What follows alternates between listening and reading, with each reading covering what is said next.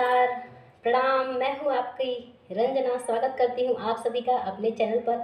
आज मैं आप लोगों को सुनाने जा रही हूँ बहुत ही प्यारा सा, बहुत ही मस्त भसुर जी का गारी गीत। गुरहथन के समय ये गीत गाया जाता है।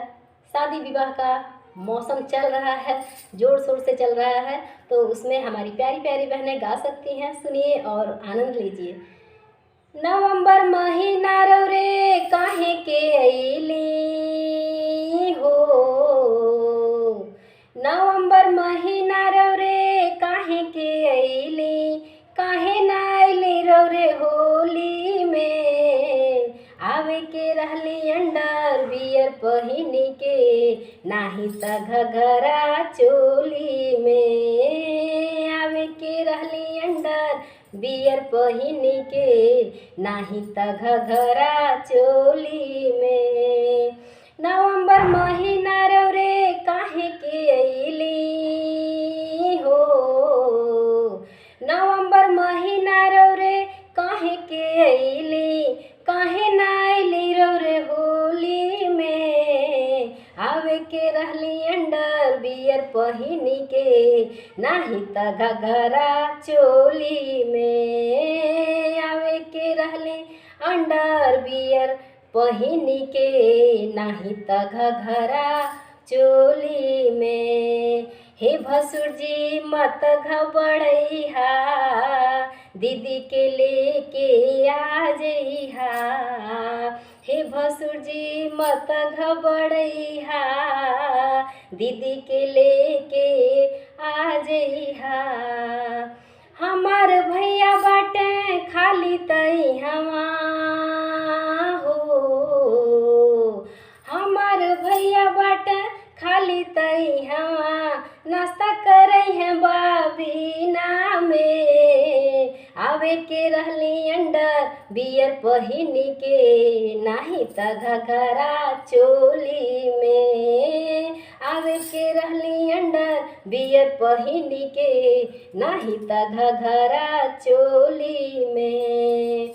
नवंबर महीना रो रे काहे के अइली हो, नवंबर महीना रो रे काहे के अइली, काहे ना अइली रो रे होली में। आवे के रहली अंडर बियर पहिनी के, नाही त घघरा चोली में। आवे के रहली अंडर बियर पहिनी के, नाही त घघरा चोली में। हे समधी जी मत घबड़ैहा, समधिन के लेके आ जइहा।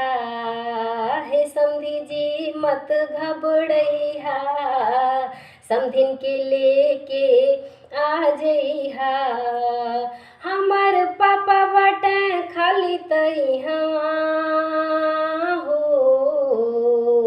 हमार पापा बाटे खाली तइहवा, शॉपिंग करई है सिटी मॉल में। आवे के रहली अंडर बियर पहिनी के, नाही त घघरा चोली में। आवे के रहली अंडर बियर पहिनी के, नाही त घघरा चोली में। नवंबर महीना रो रे काहे के अइली हो, नवंबर महीना रो रे काहे के अइली, काहे ना अइली रो रे होली में। आवे के रहली अंडर बियर पहिनी के, नाही त घघरा चोली में। आवे के रहली अंडर बियर पहिनी के, नाही त घघरा चोली में। आवे के रहली अंडर बियर पहिनी के, नाही त घघरा चोली में। अगर मेरा गीत आप लोगों को पसंद आया होगा तो प्लीज़ सपोर्ट कीजिएगा। धन्यवाद।